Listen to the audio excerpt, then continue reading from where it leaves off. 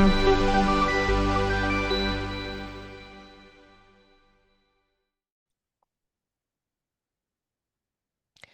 and welcome to the Great Awakening podcast. I'm your host, giselebrun, and today's very special guest here with us is Paula Connor. She is a mind and health resilient coach. Welcome, Paula. Hi, thank you so much for having me, Gisele. It's such a pleasure to have you today. Please do tell us about your story and how you became a mind and health resilient coach. What what brought you to on your journey to this moment? How I got here. How did I get here? How did I get here in June of 2023? My goodness. Gosh, I guess I'd have to take it all the way back to my own awakening, which happened many years ago, when I actually took a 45-day challenge. I'd just been introduced to The Secret, and I was listening to that on a CD while I was commuting back and forth to work. So I was becoming aware of my own self-talk. And I actually read a book by Dr. Shad Helmstetter called What Do You Say When You Talk to Yourself? And I read that book and started making some changes to 4 agreements. And essentially, I took the life coaching accreditation with Dr. Shad Helmstetter back in, I think it was 2010. And excuse me. So I went through that. That started the coaching, the life coaching aspect. And then I added, as you saw from my bio, I added biofeedback, which is an energy device that balances or retrains the energy of the body electric, because as you know, we're electrical in nature. And then, I carried on doing my whole corporate world. I used to work in downtown Toronto, selling collaboration and architecture services for major finance companies like the Toronto Stock Exchange and other big organizations. And I left them in 2018, or I left the corporate world in 2018. And I did some studies with the HeartMath Institute in California, which is all the scientific research on the power of the human heart and how it relates directly to performance. And then, of course, we had our situation. I'm going to just call it the situation on the planet. Where, we were all really asked to, come inside, retreat from the external world. And I wrote a resilience training program for police officers, for first responders. And I had met a gentleman who is now the founder of the Butterfly Cares. This is the charity that I'm connected to. And that is a cause marketing organization that is raising funds all over the world for mind health, So I wrote a resilience program. It was quite well received. I've got some lovely reviews on my website, Halton Regional Police, Elmer Police, a number of other agencies. And then, of course, the situation happened. So focus everywhere changed. And fast forward to last year, I wrote the Mind Your Mind series. And I guess that's how I ended up becoming a mind health coach, and a resilience trainer. So basically, everything that I do, all of the services that I offer, help individuals create a healthy, internal, peaceful, balanced world in spite of the storms that may be happening around us. And that's kind of like a quick intro of how I got from there to here. And I probably, missed out lots of pieces, but that would be the highlights of how I got to where I am today. So everything I do, the kundaliniyoga obviously is something that I just completed, 600 hours of training. It took me about a year and a half. And it was absolutely the greatest joy to go through that training. It's changed my life in ways I can't even begin to share. And I really find great joy in sharing that with folks. As you were, you came to the class I did last week or this week, which Yes. was lovely. So so everything I do is all about, whether it's biofeedback or the digital programs that I offer or the one-on-one work that I do, is to help people mind their mind, create from the heart, stay balanced, and essentially create a heaven within when the world is in the middle of the Great Awakening, which is,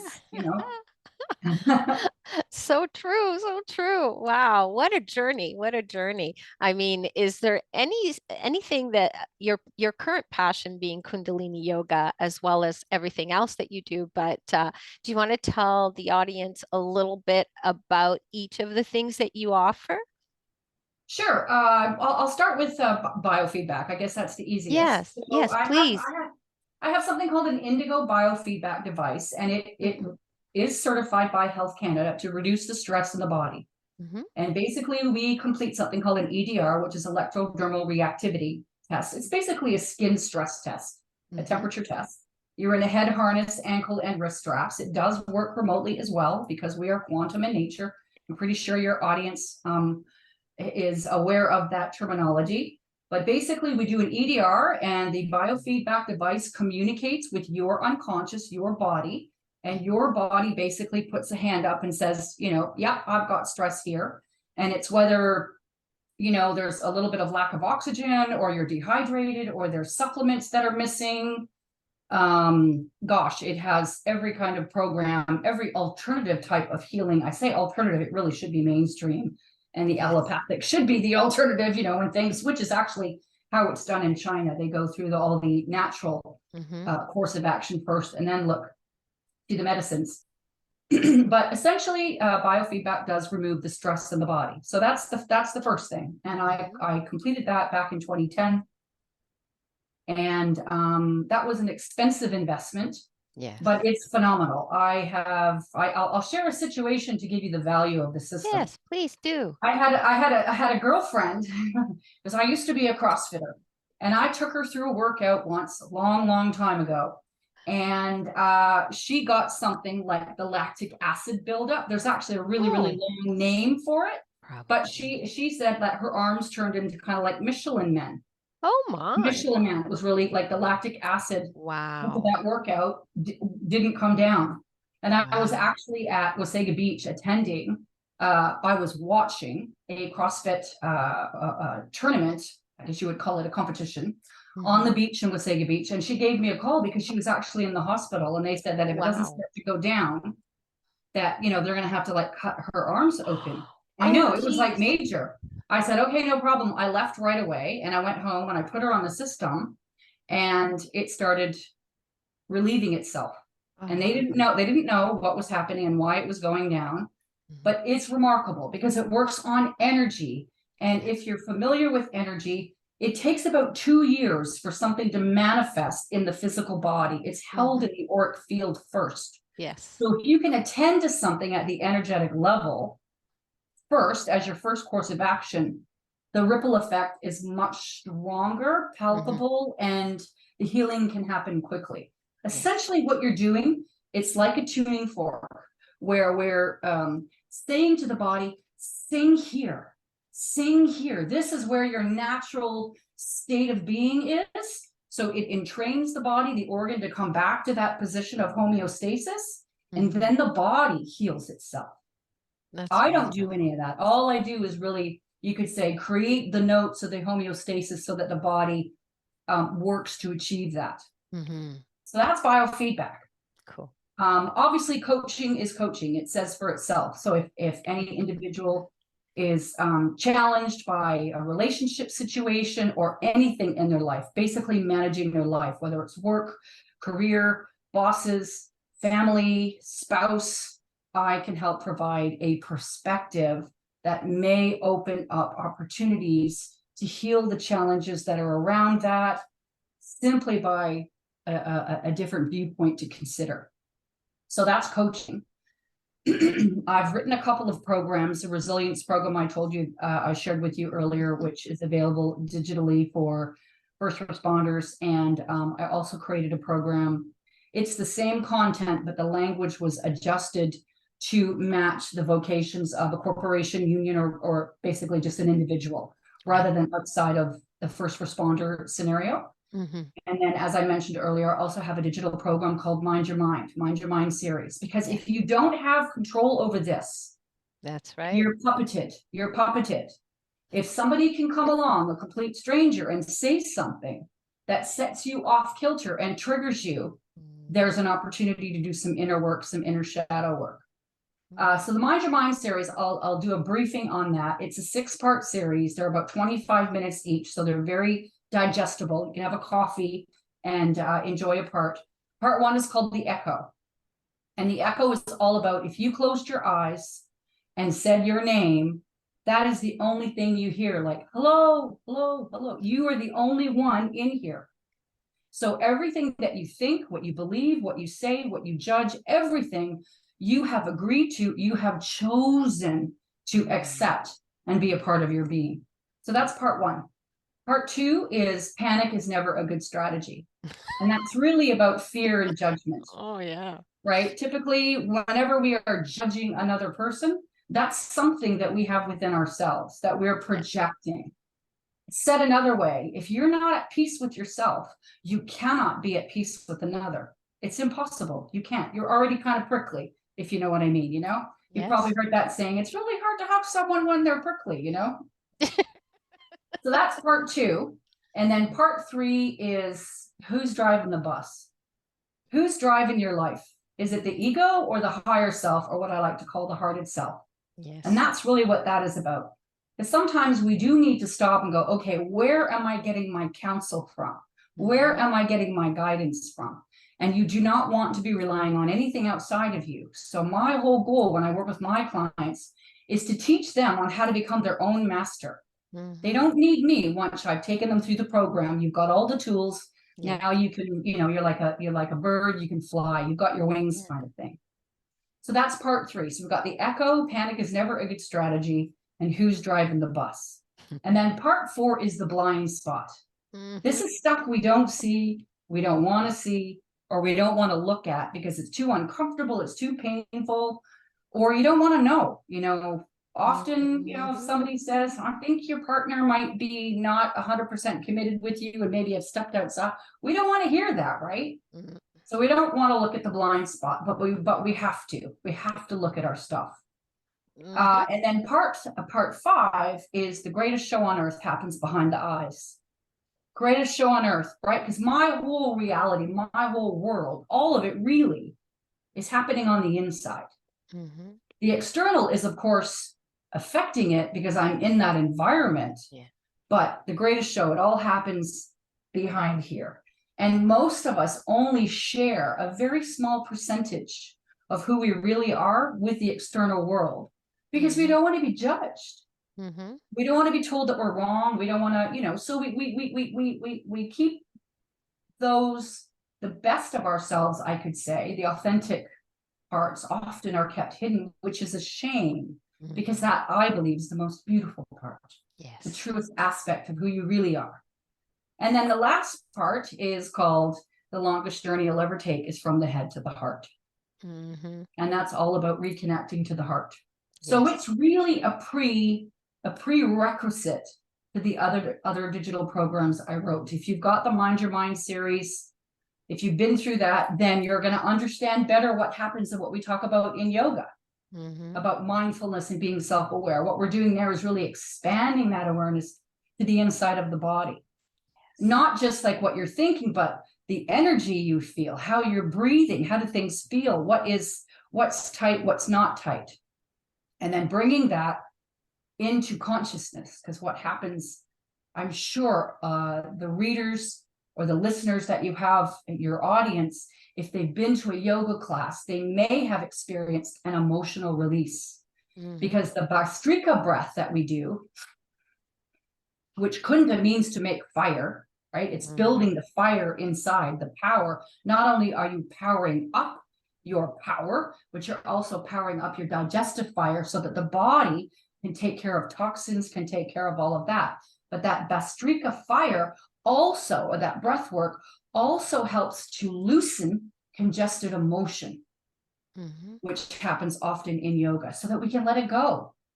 And then we're not triggered when some stranger says something and we're like, what? And it was, you know, something perhaps long ago that really that person's giving you an opportunity, a gift to see, oh goodness, this needs to be addressed. So that's, yeah, does that answer? Yes, that's wonderful.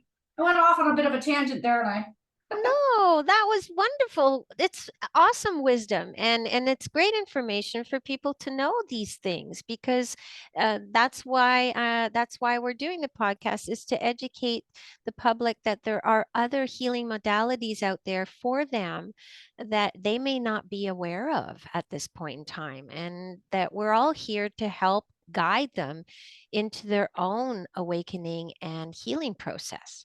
Yeah, So, exactly. Yeah, that's, I was just going to continue there really quickly. You know, yeah. when you think about inflammation is the number one challenge. Number Yes. one, inflammation in the body is what leads to the C word and leads to other Mhm. diseases when we are, and a lot of it is connected to emotion. Like I Oh, can tell you that you diabetes, I mean, yes, there might, what everything. they're really looking for is sweetness in their life. It's not Hmm. enough sweetness. Mm. And the same thing like with high blood pressure. Now I have to do the disclaimer. I'm not a doctor. I'm not diagnosing. I'm not doing any of those things, but they're connected to emotion. So if you can calm yourself down, which is Yes. really high blood pressure, if you can calm yourself down, then, you know, we don't necessarily have to take that path or that course of action, because obviously Exactly. whenever we add more elements from outside that are perhaps not 100% natural, we're introducing another potential contaminant, if I could use that Hmm. word. Right? Yes. Obviously, I think everybody's going to get the gist of, you know, Yes. I'm not a huge supporter of the PHARMA world. I Hmm. much prefer the natural. However, a caveat is there are times when perhaps that is appropriate and necessary, Hmm. right? Yeah. It, So what does it say about so mucus is a huge problem, which is inflammation. And that is one of the things that Kundalini yoga addresses, is it minimizes mucus, bile, and wind. And mm, if you can control those things, then obviously your inner world, from a health perspective, a well-being perspective, would be far more balanced and harmonious. yes. Yeah. Very much so. Very much so. Absolutely. Completely. So I'm really, with you on that one. Emotion is the biggest, for the lack of a better way of saying it, a variable. It's the variable in my world of healing. It's the fundamental um, progenitor of dis-ease. well, And yeah, absolutely. yeah. And of course, today, Hmm. not all, of course, but today that is typically not asked about. How is everything going on in your internal world? And it's Yeah. really unfortunate that there's Hmm. a stigma attached to, I'm freaking struggling with the world right now. Yeah. Like it's not, Yeah. oh, there must be something wrong with you if you don't Hmm. have it all together.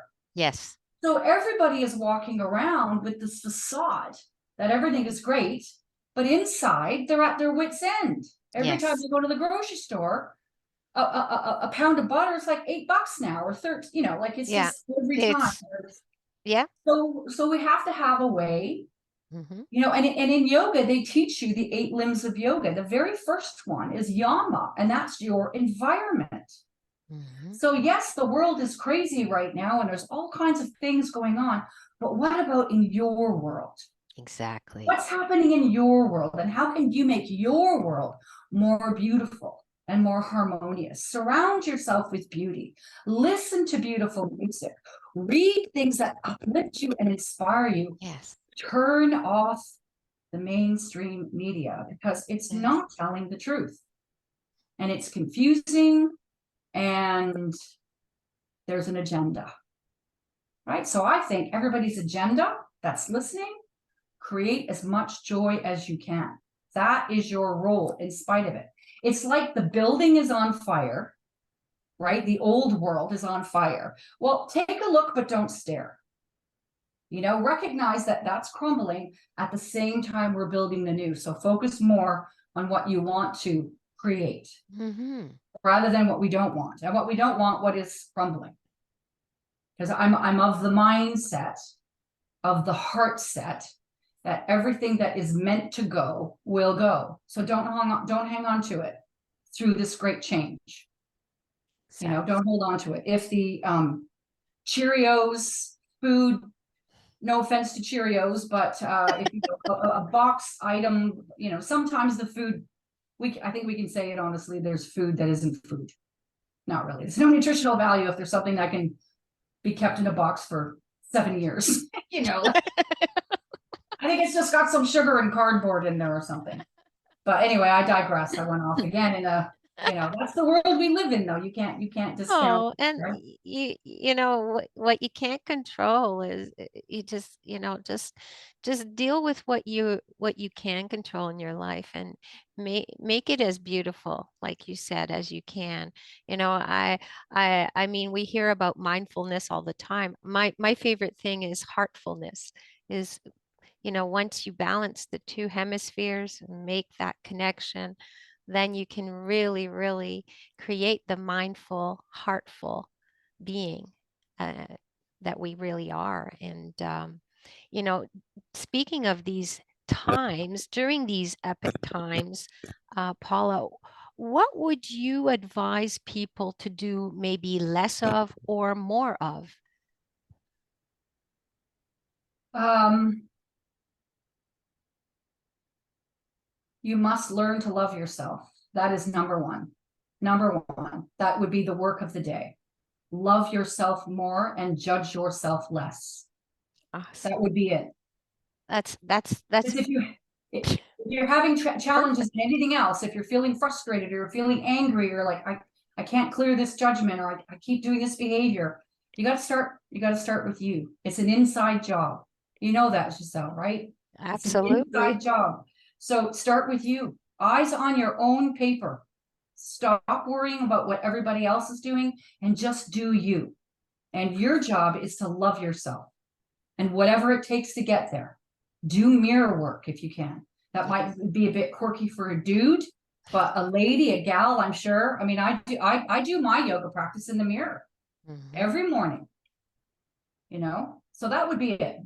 And then of course there's, that would be the absolute fundamental, but more practical in the world.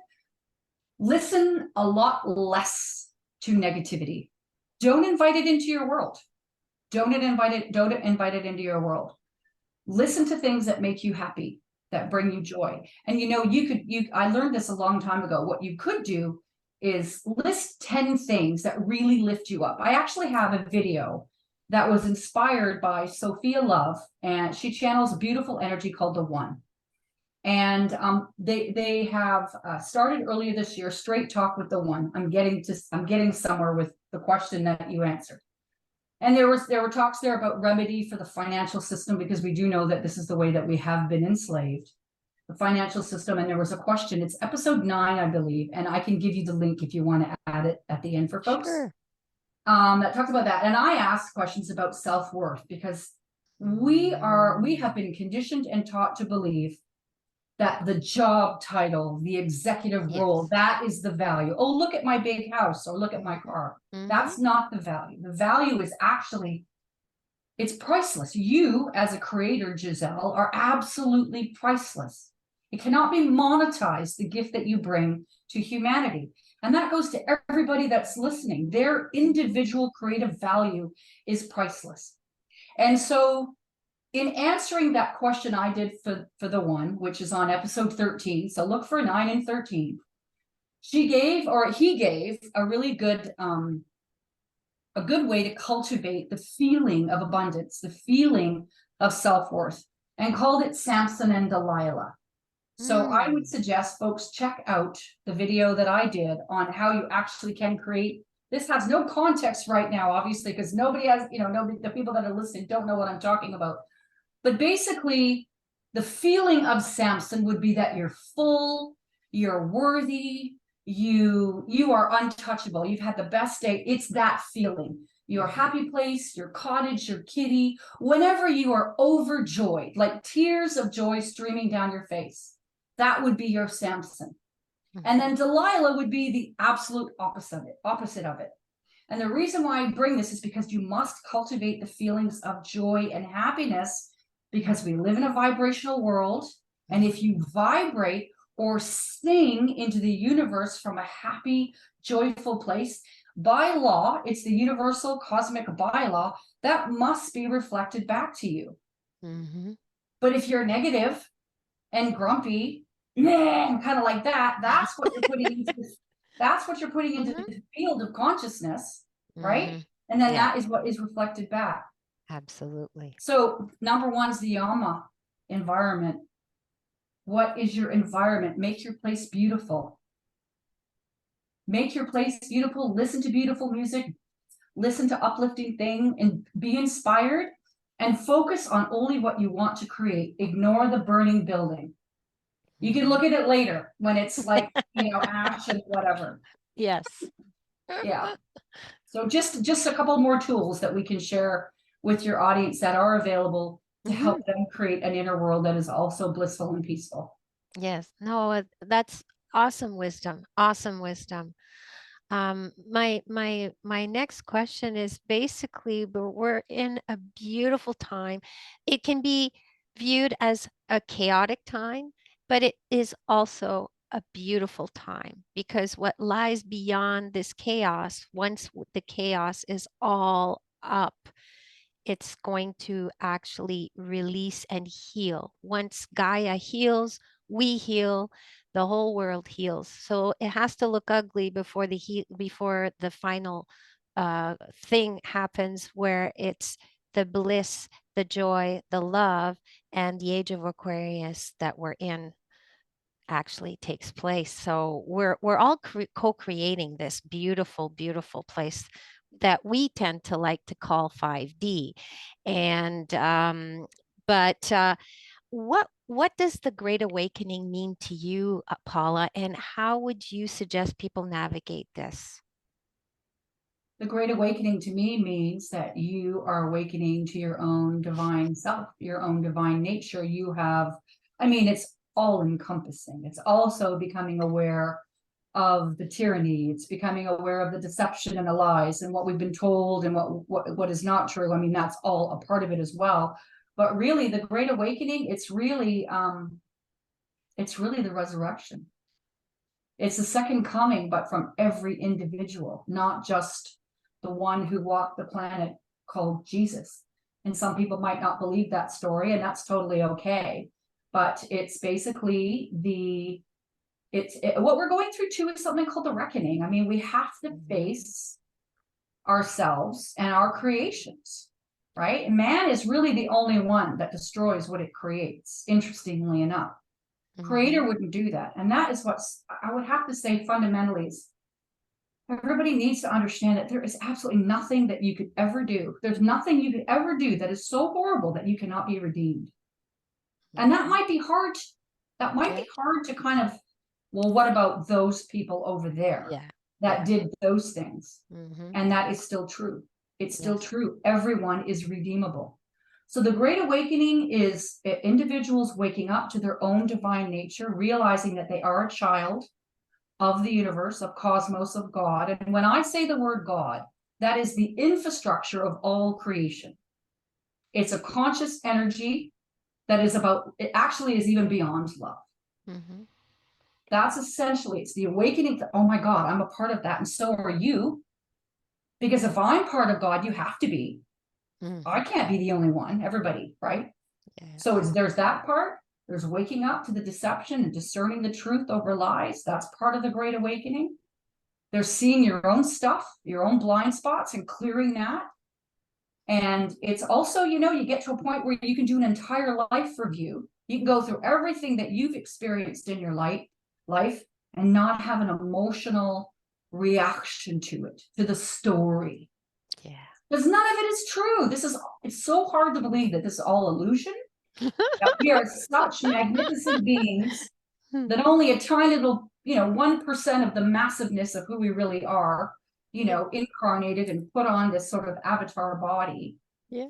right? And that we've come here to help this planet rise in consciousness so that we're not treating each other the way we do. Because I'm sorry, we're doing a terrible job. Yeah. The way we treat each other as human beings and the way we treat the planet. And that's what you're talking about being on the other side of this. Mhm. Is this has to crumble. We have to as a collective see, oh Yes. wow, look what we've done. And granted, there has been Mhm. a lot of manipulation, Yes. which is being cleared now, which is very exciting. Very, Yeah. very exciting. Absolutely. Once, and source is turning the frequency up. So June, I don't know how the people that are listening are feeling. There's kind of, what I'm sensing right now is there's kind of two camps. There's one that are in bliss and are ready and they're excited and they know what's coming and they've got it together. And the others perhaps have a little bit more opportunity to clear some shadow, because as the light, the plasma, those codes keep getting turned up, it's amplifying anything that's imbalanced within us. Yeah. And then so what I would suggest to folks, if they feel that way, oh my gosh, what's happening? Go into your heart. That's all you do is close your eyes, go into your heart, say, please let me see the truth of this. And be quiet and listen. Because the heart does speak and the heart knows truth. Absolutely. That's what I would say the Great Awakening is, and so much more. And so much more. So we'll go beyond the idea of judgment and we'll land in compassion. Yes. Complete compassion. Because we understand another soul is in challenge, as we have had our own challenges to deal with our own stuff as we go through our own process. So when you witness someone else that's struggling, is observe them from the place of compassion, because we've been there too. They're in challenge, they're in struggle, rather than look at what you're behaving like, like give them a break. Eyes on your own paper. Yeah. I mean, everyone's navigating in the best with their own knowledge. So we're all at different stages of our own evolutionary process. And, we have to understand that everyone is doing the best they can with the knowledge that they currently have. And, I think it's Robert Kennedy that said, until you know, you don't know what you don't know until you know. And, I think that's pretty apt. Well, it's true because, it takes something like road rage. Really easy. Yes. A lot of people get triggered with road rage. Why is it going so slow? Whatever. You have no idea what is going on in that person's world that might have cut you off. Yeah. We don't want to automatically assume that they're, whatever negative word you want to label them. It's the behavior. It's not the individual. Exactly. That we have done is we've made the sinner the sin. Yes. Not the action they took. And that was a moment of, sometimes that's the blind spot, and when I actually wrote that, I'll tell you a little bit of story. So we have a sailboat, and I was actually at the marina, and we're right opposite the gas dock. And when I was writing the blind spot, this is how the universe co-creates with us when our hearts are open. Because I didn't write that program, my Mona wrote that program. So I'm sitting in the back part because we had drove in. So my cockpit is overlooking the gas dock, and it's a wonderful entertainment because we can see everybody coming in and out on the weekends, and so it's great fun. Well, this brand new, very large $1 million boat came by, and I noticed a very pretty girl on the back of it. And they do the little one, the technology of the boats now, they can just basically spin on a dime and sideways move to the whatever. And so they're at the gas dock, and this very pretty lady decided to light a cigarette. Oh my God. That's a blind spot. Big, huge one. Right? Yeah. And my husband's down below, and he's like, oh my gosh, what is she doing? And I look like that because he's like, what is she doing? I look over and I'm like, don't do that. And then, of course, there's all kinds of commotion then to make sure. And of course, they were going to put it in the water. Oh, come on. So that's the blind spot, but that's where we can easily judge the person. You're stupid, you do this. But in that moment, didn't think. No, it's an automatic habit, right? Yeah, I'm on a boat. I'm on the water of the boat, light up the smoke. But that's where we need to be compassionate when people make mistakes and very quickly eliminate the harm that could be done. But there's no sense debasing an individual because of an error they made in judgment. No, I mean, sometimes it's just a habit, so it's an automatic thing. They're not thinking. Exactly. And I mean, we still do that. I mean, we still, being human beings, it's all about experience, right? In this Well, vessel we reside in. That's what it is. It's expanding our experience, and then they expand the consciousness that we have. So yeah. I mean, you wear glasses, right? Have you ever walked around your house looking for your glasses and they were on your head? Oh, yeah, Right? for sure. Or I mean, someone I know recently told me a story that they were looking for their phone. They were looking for their phone, but they were actually using the flashlight on their phone to look for their phone. Oh no. So that just goes to show that there's so much going on Oh in the yeah. mind Yeah. because we are literally being bombarded all the Oh, time for our big time. attention everywhere, right? Yeah. Yeah. And so I think the third thing I would suggest for people to do is learn to be quiet and Oh, learn to relax and come inside. yes. You don't have to sit in lotus position and chant alms to meditate. You can go for a walk and meditate. You can Yes. wash the dishes and meditate, but it's just an opportunity for you to come inside and listen to what's going on in your world Hmm. without all of that noise, chaos, and distraction. Exactly. Because when we do that, that is really when we become empowered. Absolutely. That's when we become large and in charge because I'm running the show here, not Hmm. you, not the media, not the traffic, not the news, nothing. I'm running my own show, my vessel, and I get to choose what I put in my vessel, Hmm. right? I mean, we're conscious of who we let in our house, correct? Hmm. Right? We're conscious who we let in our bodies. Yes. Why would we not be that conscious about what is being allowed to be put in here? Exactly. Yes. And when you can Definitely. control this, because the mind is a terrible master. It's a Yes. terrible master, but it's a Absolutely. absolutely incredible, Oh wonderful man. servant of the heart Yes. because it's meant to be the servant of the heart. Because all this is doing is really picking up signals. That's Hmm. all it's doing. Yeah. It's the consciousness then that we can employ to make sense of what's happening, and we can go, no, no, thank you. Oh, yes, please. Yes, that I will accept. That is wonderful and uplifting and joyful, and it makes me feel expanded and worthy. Things Hmm. that deplete you, learn to say no. No, thank you. Thank you for the opportunity, but no, thank you. Just like an ice cream, no, thank you. Right? Exactly. Or I don't want ginger ale, I'd like water, or I don't want whatever your Hmm. preference is. Yeah. I, I believe that's you know the wisdom that you've imparted today has been so empowering for me, and I hope it's empowering for the audience because I think that we all need to share our beautiful stories and bring ourselves back into common unity or community and help one another grow and expand. I want to thank you ever so much for coming on the show today. I'm truly, truly grateful.